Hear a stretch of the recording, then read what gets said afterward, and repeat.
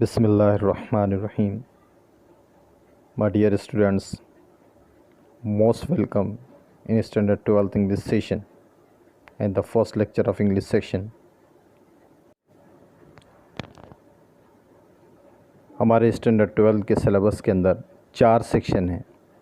इन 4 section में पहला section pros का, दूसरा पोएट्री का, तीसरा राइटिंग स्किल का और फोर्थ सेक्शन हमारा ड्रामा का रहेगा। डियर स्टूडेंट्स, सबसे पहले सेक्शन के सबसे पहले हिस्से के अंदर एक बहुत ही खूबसूरत लेसन है। इस लेसन का नाम है astrologer's day, written by R K Narayan. Are K Narayan, इनका पूरा नाम राशीपुरम कृष्ण स्वामी अय्यर नारायण। ये एक हिंदू ब्राह्मण फैमिली से ताल्लुक़ रखते थे, जो साउथ इंडिया की एक हिंदू ब्राह्मण फैमिली थी। आर के नारायण का सबसे मेन जेनर जो है वो फिक्शन राइटिंग है। फिक्शन राइटिंग आप बहुत अच्छी तरीके से समझते होंगे, फिक्शन और नॉन फिक्शन। फिक्शन मतलब तसव्वुर, तसव्वुर मतलब एक ख़याल, एक कल्पना जिसका हकीकत से कोई संबंध नहीं है, जिसका हकीकत से कोई ताल्लुक़ नहीं, लेकिन वह हकीकत बन भी सकती है, क्योंकि जो फिक्शन इंसान के दिमाग में आ रहा है वो किसी न किसी तौर तरीके से हकीकत भी बन सकता है।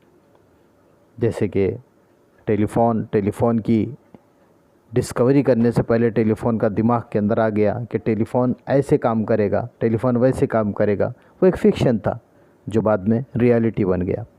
ऐसे ही are K Narayan, राशीपुरम Krishna Swami Iyer Narayan, are K Narayan जो एक लेजेंडरी राइटर है, इनके राइटिंग पर बहुत सारी मूवीज़ भी बन चुकी है। एक बहुत ही पुरानी फेमस मूवीज़ है जिसका नाम गाइड है। इसके अंदर देव आनंद सर ने काम किया था और इनके नावेल्स पर अलग अलग किस्म की मूवीज़ बन चुकी है। आर के नारायण का सबसे बड़ा कारनामा मालगुडी डेज़ है। मालगुडी एक इमेजिनरी टाउन है जो आर के नारायण ने अपने फिक्शन के कमाल पे क्रिएट किया था और उसका नाम उन्होंने रखा मालगुडी डेज़। मालगुडी डेज़ के अंदर आर के नारायण ने अलग अलग किस्म की चीज़ें इंक्लूड की थी और इसी मालगुडी डेज़ में से एक्सट्रैक्ट किया हुआ है an astrologer's day. Astrologer's day, जैसे कि आप लेसन का नाम देख रहे हो, an astrologer's day. An astrologer's day का मतलब ये नहीं है कि एक एस्ट्रोलॉजर का दिन या एक दिन का एस्ट्रोलॉजर। एन एस्ट्रोलॉजर्स डे का मतलब यहाँ ये होगा कि उसकी किस्मत का एक ऐसा दिन कि जिसमें उसकी किस्मत चमकी या उसके साथ कुछ बहुत ही अच्छा हुआ, कुछ ऐसा कि जिसके बारे में उसने कल्पना भी नहीं किया था। An astrologer's day. याद रखिए, are K Narayan suspense create करने में बड़े माहिर हैं और इस सस्पेंस को वो सबसे आखिरी में, सबसे लास्ट में रिवील करते हैं। उस सीक्रेट को सबसे आखिरी में रिवील करते हैं, उसको बताते हैं कि इसके पीछे की हकीकत क्या थी। An astrologer's day. अब हम हमारे टेक्स्ट बुक के सबसे सेकंड नंबर के सफ़े पर, सेकंड नंबर के पेज पे जंप होते हैं। मैं आपके लिए रीड करूँगा और 1 बाय 1 सेंटेंस आपको समझाऊँगा। चलिए चलते हैं। उम्मीद करता हूँ आप बड़े ही अच्छी तरीके से और बड़े ही ध्यानपूर्वक इसको सुनेंगे। पेज नंबर 2, सबसे first line, an astrologer's day.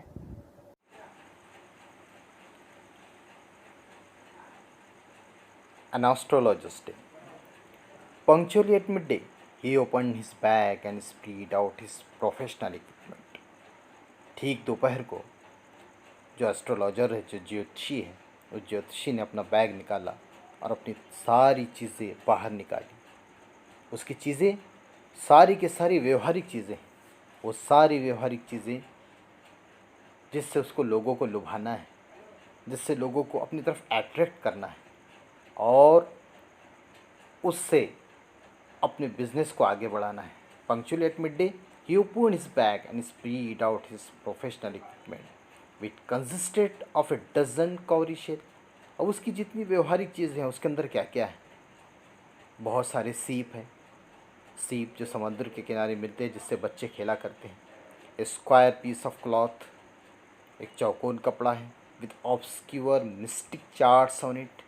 उस चौकोन कपड़े के अंदर कुछ ऐसी चीज़ें हैं लिखी हुई जो समझ में नहीं आती। ऑब्सक्यूर जो बड़ी मुश्किल है, मिस्टिक जो पुरअसरार है। ऑब्सक्यूर मतलब जो समझ में ना आए, और मिस्टिक मतलब जिसमें ऐसा लगे कि कुछ राज छुपा हुआ है। ऑब्सक्यूर और मिस्टिक में बहुत बड़ा डिफरेंस है। ऑब्सक्यूर मतलब जो समझ में ना आए, और मिस्टिक का मतलब जो पुरअसरार है, जिसमें जो राज से भरी हुई है। Charts on it, a notebook, एक बुक था उसके पास, and a bundle of palmyra writing, और खजूर के पेड़ की से लिखी हुई अलग अलग किस्म की राइटिंग का बंडल। ये सारी चीज़ें एस्ट्रोलॉजर ने बाहर निकाल कर फैला दिया। अब वो एस्ट्रोलॉजर की चीज़ों के बाद उसका लुक बताया गया है कि वो एस्ट्रोलॉजर दिखाई कैसे देता था। His forehead was resplendent with sacred ash. हमारा जो एस्ट्रोलॉजर है, जो हमारा ज्योतिषी है, उस ज्योतिषी की जो माथा है,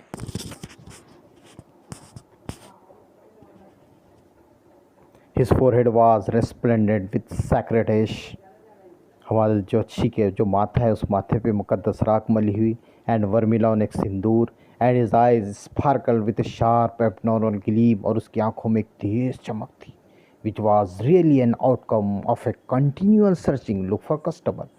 ये चमक ज्योतिषी की आंखों में आई कैसे थी? क्योंकि वो कंटिन्यूअस कस्टमर को लुक कर रहा था, देख रहा था, चेक कर रहा था, जज कर रहा था। But which his simple clients took to be a prophetic light and felt comforted। और उसकी आंखों की चमक अपने जो उसके जितने सारे क्लाइंट्स थे, क्लाइंट्स मतलब जो उसके पास हाथ देखने के लिए आते हैं। आपको पता है ना, ज्योतिषी के पास, इल्म नजूम का जो माहिर होता है, जो ज्योतिषी होता है, उसके पास बहुत सारे लोग अपना हाथ दिखाते हैं, अपना मुस्तकबिल जानने की कोशिश करते हैं, उसमें झांकने की कोशिश करते हैं, अपनी गलतियों को चॉकआउट करने की कोशिश करते हैं। तो कस्टमर्स को भी बड़ा ही सुरक्षित फील हो, उसकी आंखों की चमक उसके कस्टमर को बड़ा सुरक्षित फील कराती थी। The power of his eyes was considerably enhanced by their position placed as they were between the painted forehead and the dark whiskers which stream down his cheeks. उसकी आंखों की चमक और बढ़ गई थी। क्यों बढ़ गई थी?